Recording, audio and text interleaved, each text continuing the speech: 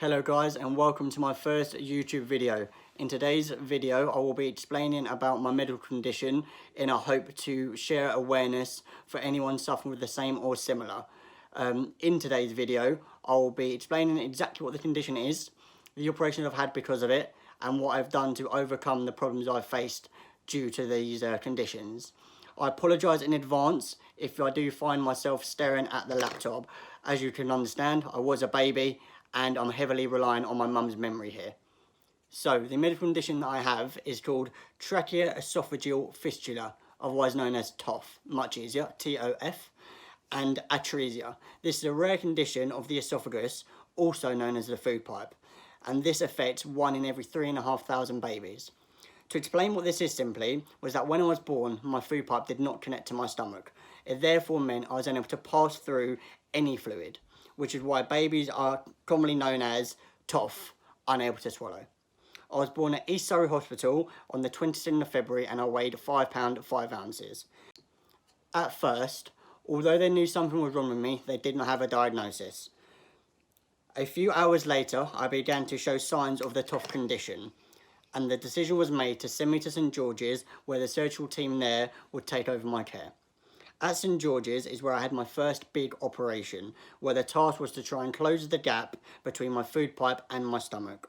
This operation took over 3.5 hours, but unfortunately it wasn't successful, and only managed to stretch the gap to 2 centimetres from 4 centimetres. They had to attach a replogal tube which sucks out secretions, otherwise known as saliva, before it entered down to my food pipe, otherwise I would choke to death. I also had a gastrostomy tube in my stomach, which is where milk could be given to me to help me gain the calories I needed. This situation lasted of me being wired up for a couple of months, which is where I then eventually decided to try again with the procedure to try and close the gap. The operation again lasted for a few hours, but thankfully the closure was successful.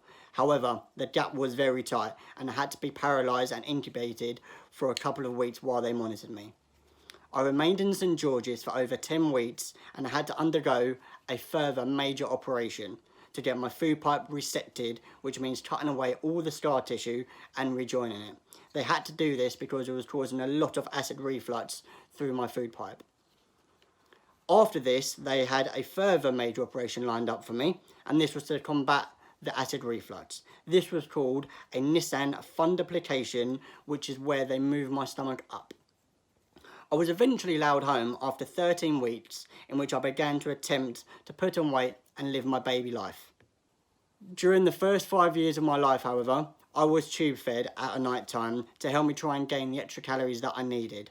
I also had to have my food pipe stretched every couple of weeks to stop the gap from closing, and I was regularly monitored.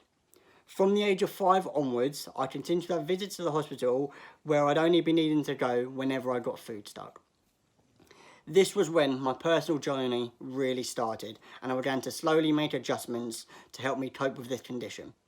Living with my condition, I grew up trying to adapt to certain situations. I, for a very long time, and I still do, find it so difficult to gain weight. Despite many different attempts to achieve this, from hospital prescribed weight gainers to gym supplements, I find my body constantly rejecting any calories above the daily allowance. And I'm sorry to be graphic here, but I bet my mum's glad there was no shortage of Jello roll back then. Growing up with my condition, I've had to learn and accept there are certain foods that I will just never be able to eat. A great example of this type of food would be a steak.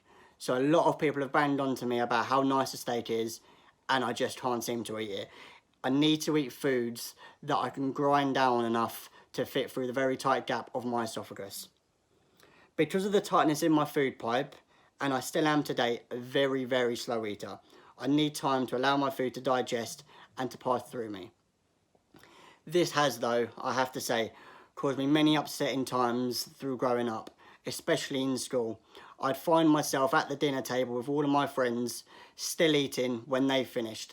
They've gone out to play football and I'm still there stuck eating. And once I finally finished, lunch would be over. I find myself, although it's hard to say now, I found myself not eating my lunch fully and leaving a half a plate full just to be able to go out and enjoy time with my friends.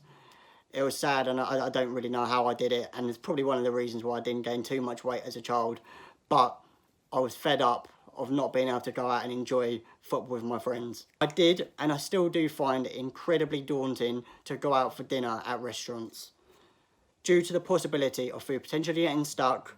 Along with my extremely slow eating, I get so anxious when I can see that other people are watching me, when either my friend, my girlfriend, I've all finished dinner and I'm still stuck there on my starter. I want to say sorry to my parents for, I'm sure, all the wasted trips to restaurants and the countless amount of food that has been spent on me when I've just left my dinner. There's a lot of details I'm sure I've missed out, but I wanted to share with you my condition and how it's affected me and how it continues to do so. I'm happy to answer any questions if you have any, so please leave a comment down below or message me on all my social medias and I'll be happy to respond. Please like, share and subscribe to my YouTube channel. Thank you so much for watching. Cheers.